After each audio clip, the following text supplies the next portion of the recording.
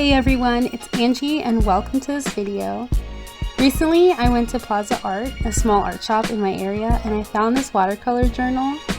And I saw a lot of other watercolor journals and even handmade ones, but this one just stuck out to me the most.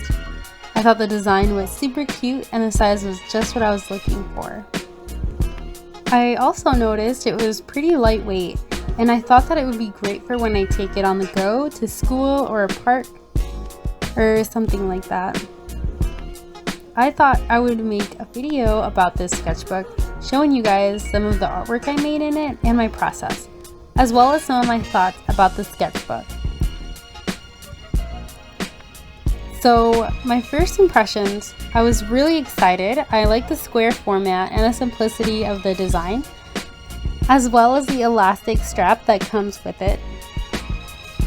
I also like that the cover was this PU leather because I was thinking of adding some stickers on it, and you can't really add stickers to a fabric cover. I thought that they might fall off if I did.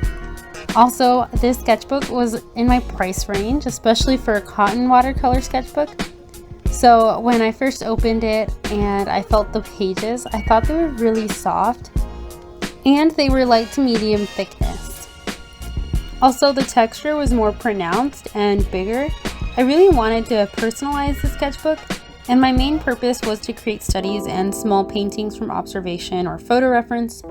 In the future, I would like to take this sketchbook with me and paint on the go and see what that's like.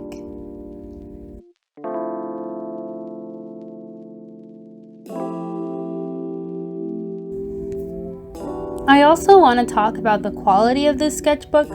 Overall, I think the quality is good, but I did notice that the paper was just so soft that I couldn't even erase with a kneaded eraser without the paper pilling and kind of coming apart. This also happened when I tried using washi tape to tape off my borders. For the watercolor part, you can use a good amount of water, and it handles it fine. It can also handle ink fine and my microns and liners. I'm not sure how it would take a fountain pen though. Also, I tried using colored pencils at the end to add more color, but it wasn't taking it very well. So this is a big con, but it could be a positive because it forces you to draw something well the first time, and every mark matters more. So maybe it would help with confidence. I have yet to paint on the go with the sketchbook, but I've been taking it around with me here and there. To get a feel for this sketchbook, I just drew some of my supplies and used my new watercolors and ink pens to paint an outline. And for my next painting, I decided to paint myself on a boat on a lake. This past year, I went to the youth retreat with my church, and there was a lake we were able to go rowing in. It was such a great experience, and I got a lot of fun photos out of it. I used one of them as a reference for this painting, and I love the results.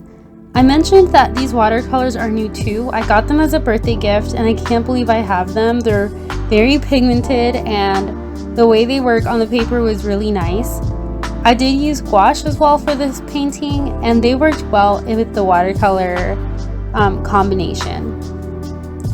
I was able to layer a significant amount. I did have trouble with the skin tone in the end, and I tried adjusting it with more layers, but maybe that was just me because I wasn't able to get the right colors. But after a while, it was just hard to lay down the right color and have it show up. The texture was something that was a bit complicated for me to get used to. Maybe it's because I like to paint a lot of small details, or maybe I was just going about it wrong. But I also think that this might be a good thing for making color studies, so that way you don't get caught up with all the small details. You can get a good amount of details though with the pen, so that might be another way to get the ideas through. When I was looking for this watercolor journal, I tried to find one with smaller tooth and texture, but a lot of them were sealed with plastic, so I couldn't tell what the paper quality was like.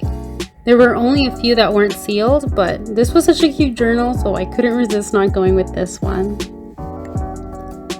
Art stuff aside, I did want to talk a bit about what I've been up to and where I've been because it has been quite a while.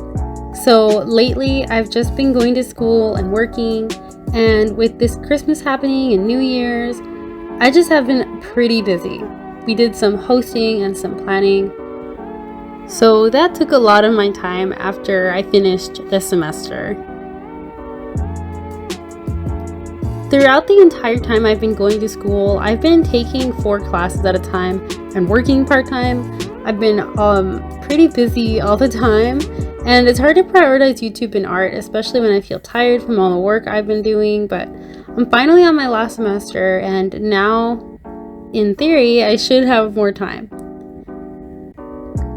These past couple of months into the new year, I haven't been as disciplined as I'd like with YouTube. With some other things, I have been kind of more disciplined, like going to the gym or trying to work out on my own, but with my artwork, it has been one of the hardest things to be consistent with, and I wonder why that is a lot. I often wonder if there's like a book I can read to help with discipline and such. I have read Atomic Habits though. I read it last year, and it was a really good book, but it wasn't necessarily about discipline. Obviously, it was just more about like habits and building a good routine and stuff. But maybe I should reread it. I think it would be good for me to reread it. It was a very informative book. So right now, it's still kind of winter, and we've gotten a good amount of snow here where I live. But the weather this week has seemed to shift, and it's been getting more and more mild, and I'm really excited for spring. Because spring and summer are definitely my favorite seasons. I love how everything revives and comes back to life. And I just find it's more inspirational for me, and it helps me obviously go outside and make artwork outside. Also, if you guys hear that I sound differently, my microphone kind of broke or stopped working, so I have to record now like on my phone. And I hope that it doesn't hinder the quality too much. But anyway, it feels like I keep saying the same thing every time I post a new video, but I really want to become more consistent, and I'm hoping that this spring I can try to be more organized and on task, especially with YouTube and my artwork. There are a lot of ideas for projects I have. I just don't really know how or where to start, so it becomes overwhelming, and I guess that leads to me not starting at all and putting everything off for later. But hopefully you guys like this video and the artwork I made in it. Let me know if you have any questions. Feel free to leave a comment. Don't forget to follow my art account on Instagram and subscribe here if you haven't already, and hopefully I'll be seeing you in the next one real soon. Bye bye.